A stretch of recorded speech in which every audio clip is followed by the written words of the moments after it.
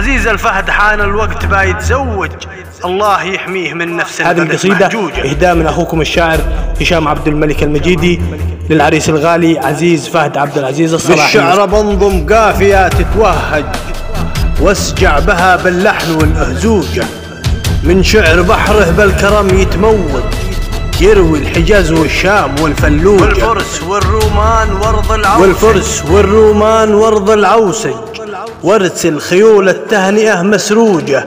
في شعري يماني الهوى والمنتج، فيها البلاغة واضحة ممزوجة، ولي شعري يترجم وشعر مدبلج، وبغلى التهاني خامته منتوجة.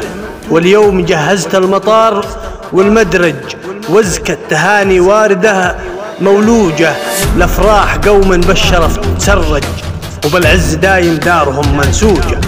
آل الصلاحي هم ضد الطريق الأعوج، وبالعز كلها أرضهم محجوجة، واليوم هذا صقرهم يتوج.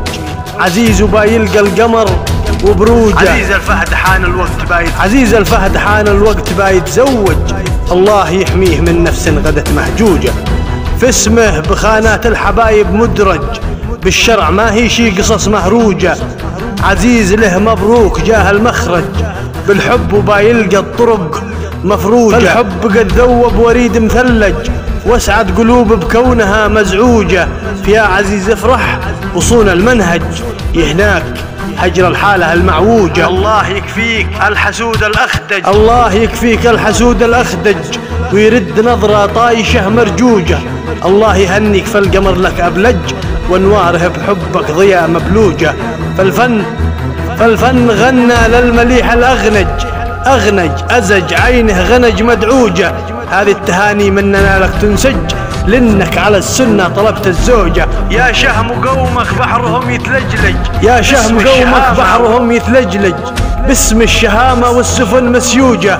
آل الصلاحي حيد ما يترجرج، وأهل الوفا والكلمة المحنوجة.